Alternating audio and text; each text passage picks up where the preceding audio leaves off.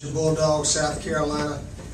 I guess in preseason, most of the experts, you guys picked either us or Georgia. I don't know if anybody picked some other teams. So it's a huge game, conference game, division game, and all that. Hopefully our team will be ready to play a lot better than we played last week. It wasn't real pretty the way we attempted to play, and hopefully we can make some adjustments coaching-wise and player-wise, and play a lot better. I'm sure Georgia feels pretty much the same way, that they're capable of playing a lot better than they did against Boise. But anyway, Boise, as I said earlier in the week, you got to admire the way their kids play. They play fundamentally sound, very few mistakes, hustle, give it their best shot. And, when they jog out on the field, they look a little bit like Wofford, a little bit like Furman and some of those teams. And they just play extremely hard and smart. Their quarterback was real sharp with the ball, and they know what they're doing. So you got to give those guys credit for knowing how to play the game. But anyway, that game's history, and hopefully our team can play a lot smarter and so forth, and take care of the ball, play well in the kicking game. We made some good plays as far as the one punt return, but we dropped a punt, we dropped a kickoff, fumbled a kickoff. So it was a little discouraging early in the game, but second half, fortunately, last week we settled in and played a little bit better. But anyway, got a lot of work to do, trying to get better. Georgia's a very good team. Their quarterback's very good. Their tight end is really good, and we got to really play some ball. So it's a huge game. Looking forward to see what happens. Well, we all know the winner's in pretty good shape. Loser is not in terrible shape, but he's not as good a shape as the winner. So anyway, it's an important game. We got everybody healthy, and look forward to seeing if we can't play a lot better this week. Any questions? Dan, you don't have any? Yes, sir.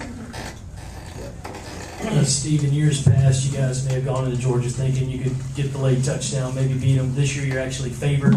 Does it maybe change the perception of looking at the Bulldogs? No, that means anything. We don't look at favored or who is, or just trying to play the best we can.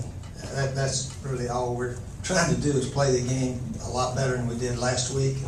If we do that, we'll have a chance. If we don't do that, our chances won't be very good. So that's what we're trying to do. Coach, throughout the 90s and the 2000s, a lot of coaches in the SEC East had long tenures. Old colleagues like Philip Fulmer, Urban Meyer was in Florida for a while. Since you've been here, all those guys are gone. Are there any parallels to draw to what you've done with this program to that, and pertaining specifically to Coach Rick, who of course is the longest tenured coach in the SEC at this point, but he seems to be on the hot seat? Well, times change, as we all know in sports. Who would ever thought Jim Tressel wouldn't be at Ohio State this year? I mean, things change quickly sometimes.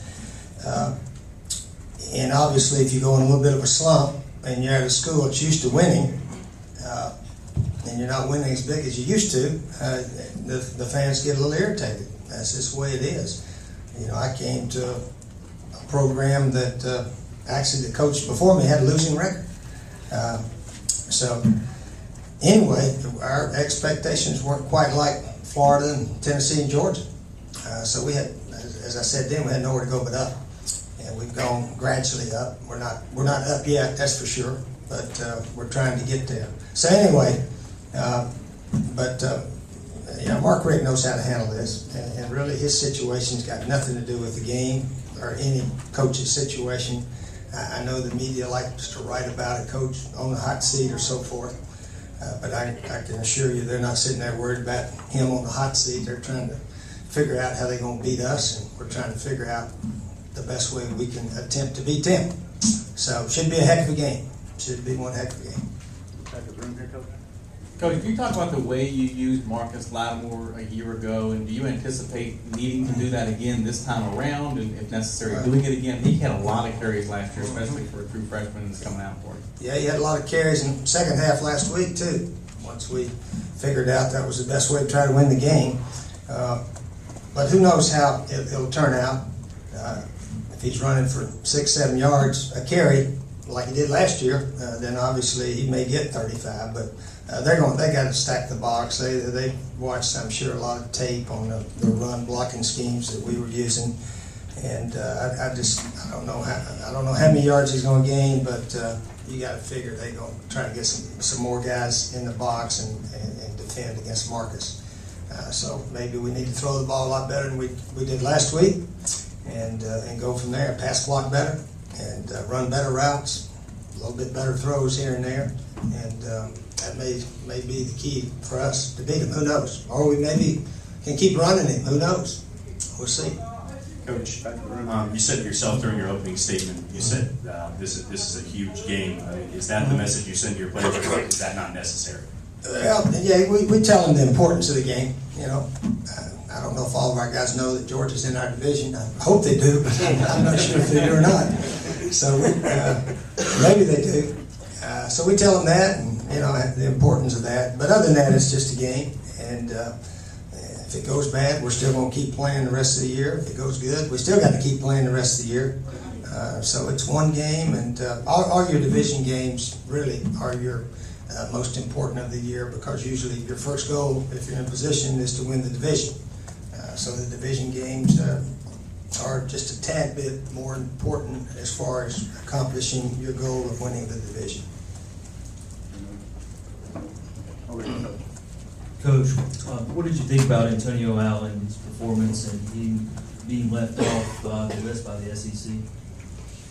Yeah, Antonio had a super games, and super is a good word for it. 16 tackles, a fumble recovery, a strip fumble for a touchdown, and I guess he should have been the SEC Defensive Player of the Week. Is that what you said? Who did he give it to? Guy from LSU. Okay, well, he probably had a heck of a game too. So maybe Antonio had his big game a week. Another guy had a big game. But anyway, it's well documented what he did, and he's on the way, hopefully, to having a super year that's going to help our team win big.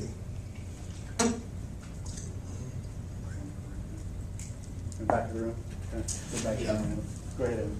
Coach Becker, I know you just addressed the significance of this game coming up. There's a lot of talk in the media locally about, this has national title or SEC implications, SEC East implications. Is that hyperbole, or is this really a big game? Well, it's a big game, but it's not the only game we're going to play. And, one of the teams that wins it, they could still lose a bunch of them down the road. The team that loses might win a bunch of them down the road. So it's...